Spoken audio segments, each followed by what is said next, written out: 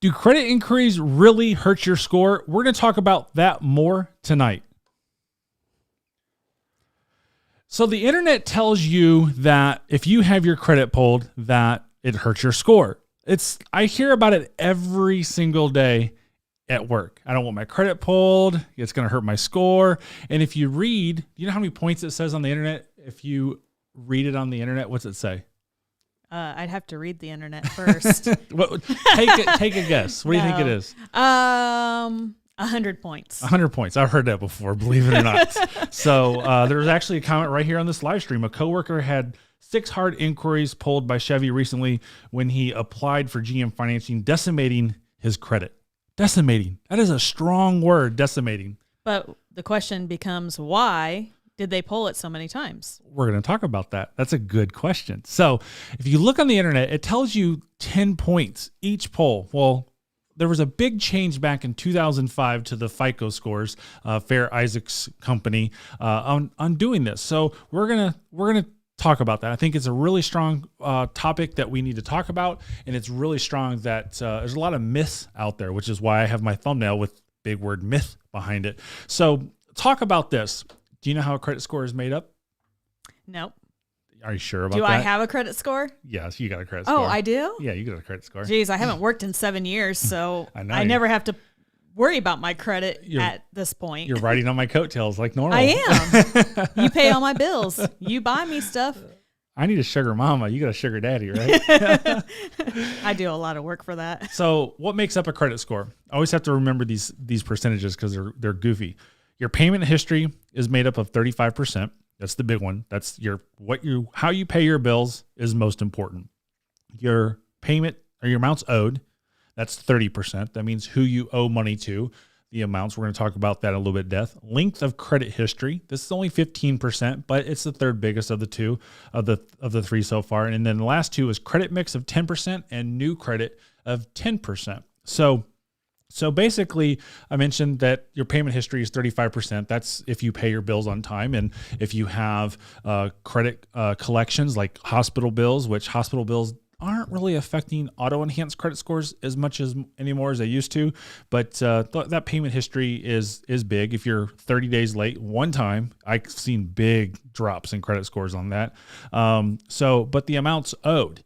And I see this all the time as well inside the dealership, that when you don't want to finance a car, I've got a home equity loan. I'm going to just pay cash, right? They say I'm going to pay cash. They're going to put it on their home equity line. Is that what kind of credit is that? Do you know? Home equity line? Yeah. I would assume it's along the lines of a mortgage. It's still going against your house. A lot of people think that. It's not. That's revolving debt. That's just the same as a credit card. Revolving debt is the worst debt that you can have on your credit history. So when you charge that and say you have $50,000 line of credit and you write a $35,000 check, now you just wrote $35,000 revolving debt on your line of credit, which hurts your score the worst. So amounts owed is really big, really important. Length of credit history. Sometimes if you're 18, 19, you can't affect credit history, but we're going to talk about a hack about your credit report. We did it with the kids. I did it with the kids because you're riding my coattails like normal. So, and then your credit mix. So credit mix is kind of dependent on what you're doing. Mortgages, credit cards, auto loans, stuff like that. And then new credit. New credit would be like this gentleman that put the comment on before we went live that he was wanting to get new credit. So once that credit goes to the bureau, what happens? So do you know what the credit range score is? I know it can go up to 800. 800 is a really good score. And you can have a really, really low score, but I don't know how far down it goes. So there's different credit bureau models.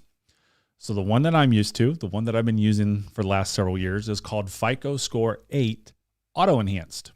So when you talk about FICO Score 8 Auto Enhanced, it starts at 900. I guess you could say it ends at 900, right? The top tier is 900 even, and the bottom tier is 250. I think probably the lowest that I've ever seen. Oh, wait, take that back. What do you think the lowest credit score I've ever seen is? 21 years of selling cars. Not zero. Zero doesn't count. Well, I was going to say 250. So I don't think I've seen a 250. I think the number is 336.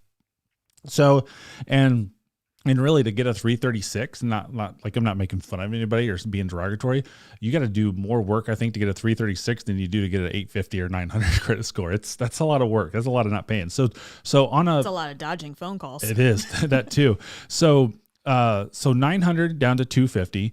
So that is auto enhanced. Everything else, mortgages, looking at credit cards, stuff like that, it actually goes 850 to 300. So there's different bureaus and different models that you go by. Of course, we got the 3 credit bureaus. We got Experian, we got Equifax, and we got TransUnion. The big one, Credit Karma. Credit Karma is a joke. Any credit monitoring service that we as consumers, me included, use is a joke. Nobody gives you your true credit score. It's an algorithm. And then Credit Karma gives what's called an advantage score, which no lender uses in any way, shape, or form. So that Credit Karma you look at is like, oh, I got an 850. Or this is where I really hear it at is someone says, well, my credit score says I'm a 630, so I should be good. We pull it, it's a 550 credit score because they're using an advantage score, not FICO score. And there's a big difference. So that's, you got to kind of understand that as well. And the biggest thing with Credit Karma is to use based off of looking at that stuff, looking at those credit monitoring services, is do that, monitor your credit, make sure nobody scams you, make sure nobody pulls your credit unauthorized, and it's a good way to protect yourself from identity theft.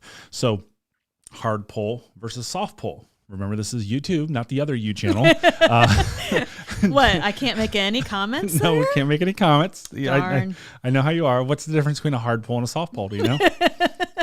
You said I can't. I can't answer that. So therefore, it's not going to work. This is why I started this. That's why I segue into that, because I know how you think. So we've been. I was talking to somebody the other day. I can't believe it. We're going to be together 29 years this year. 29 years. Can you believe it? All you do is keep making yourself feel old. I know. That's exactly what the feeling is. And you did say you were getting rid of me at 30. Yes, at so 30 years. I only have 18 months left. At 30 years, we're done. We're gone. I'm moving on. It's not working out. You're not going to find anybody better than me, though. True. Very true.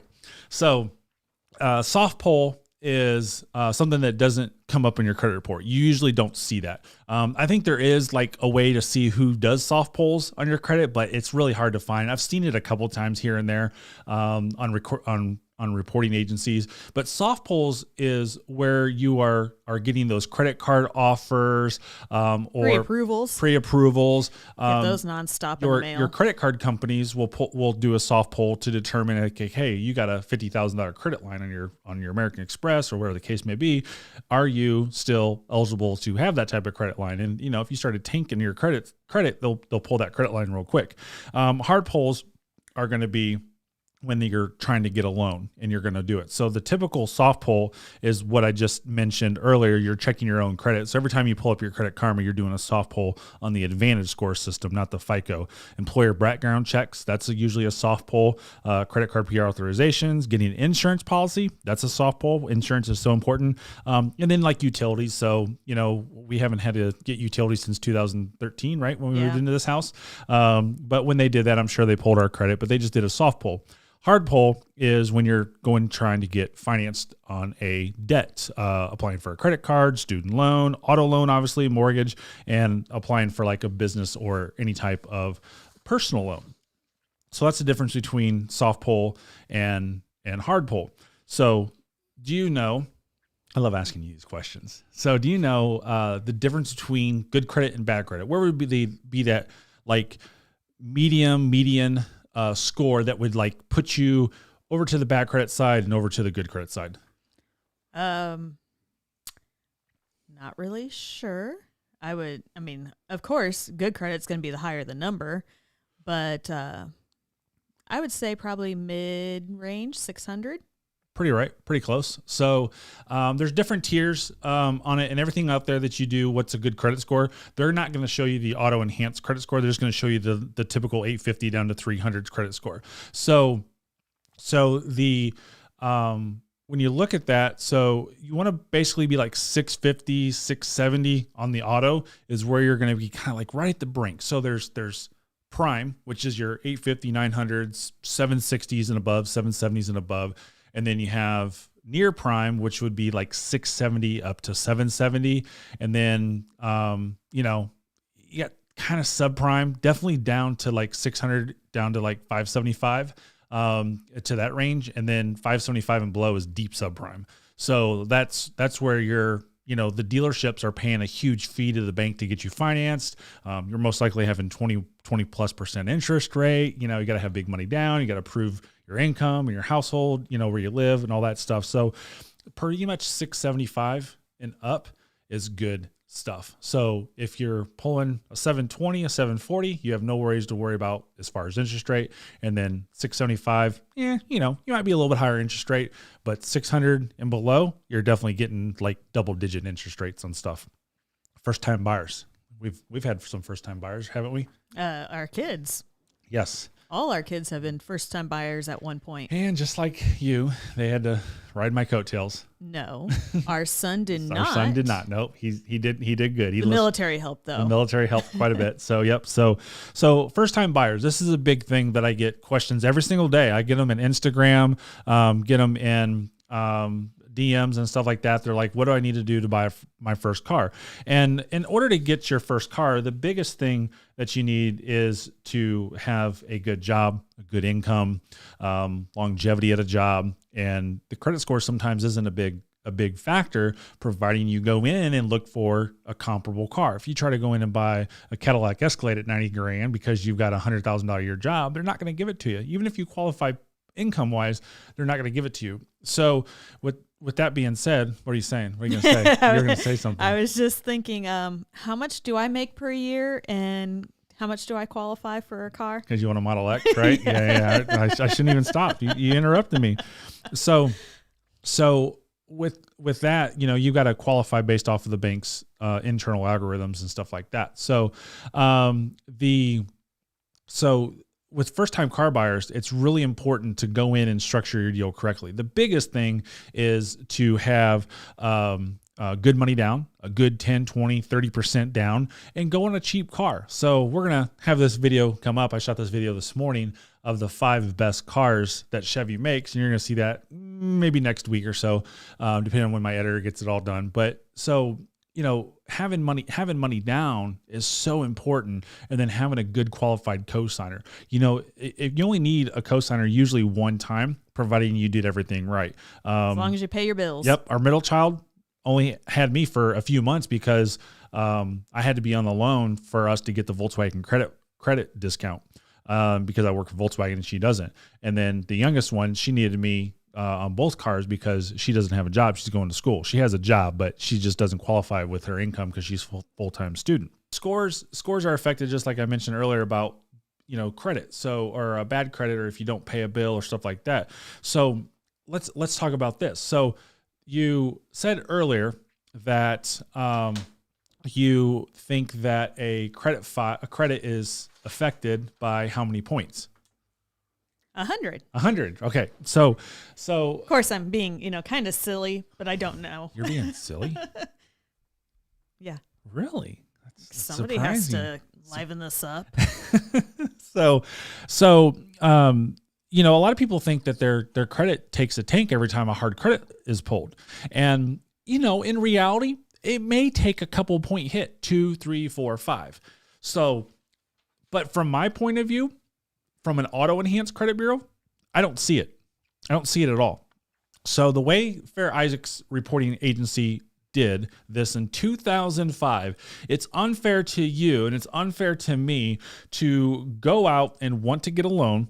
We obviously want competitive rates. It's the number one question I'm asked at the dealership. What kind of rates you're getting? And I hate that question because rate takes care of itself. Your credit score takes care of the rate. If you have excellent credit, it's not an issue. But I'm telling you, 800, 850, 900 credit score people, they ask just as much as people with 500 credit scores. So there's no gray area of who asks. Everybody asks why, I don't know. It's the dumbest question in the world to ask. What type of rates are you given? Because rates are determined based off of your credit, obviously. They're based off of the vehicle that you're borrowing money on. They're based off of loan to value. They're based off of how long you go. Believe it or not, a 48-month term is probably a cheaper interest rate than 36 months. Why? Because the bank wants you to keep the loan for a long time. So, and then most importantly, they go off of equitable position. So when you have your credit pulled, it's unfair to be dinged. So Fair Isaac's reporting company back in 2005 changed this algorithm internally with their system to not ding you. So that way you can go out there and competitively shop for interest rates. So imagine if you went to a car lot. Imagine if you were looking for homes, and every time that you went to look at something, somebody would charge you $100, $150, $200. Every time you wanted to look at something, they're going to penalize you for going to shop, right? Would you pay me $200 to look at one of my cars? Would you? No. You don't have the money either, but exactly. But it's the same analogy, and it's the same thing. He's like, it's unfair to us to do that. So in a nutshell, I wanted to say this elongated conversation about this, that it doesn't affect your credit score, especially on the auto enhance. Now, it may do it like on mortgage and stuff like that. So back to this original question, a coworker had 6 inquiries pulled by Chevy recently when he applied for GM financing, decimating his credit. Decimating. It's a strong word. There was somebody else on the channel the other day that I was having a good conversation with, and I asked the loaded question is, what happened after you got your inquiry? Did you buy? Did you finance what you had your inquiry in? Oh yeah, I sure did. Well, what is 10% of your credit score? New credit. New credit. Your credit score did not go down because of an inquiry. Your credit score went down because you put new credit, you put more debt on your loan, on your credit file.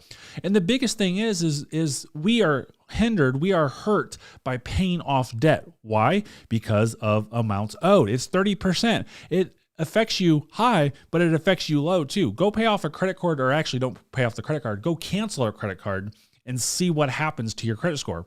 Boom. Now here's the thing. It's temporary. It's not very long. You're talking maybe max 6 months, max. Usually 3 or 4 months, you'll see that go up. And the reason why that when you're on Credit Karma, Experian, all these third-party reporting agencies for the consumers, they're trying to get you hooked into that. What's more important right now? Is more important to companies' data or you to pay for a service? Well, both. But they want you to pay them every month so that you can know their data that they have available. Do we pay for Credit Karma? Nope. No. Credit Karma, how are they making money?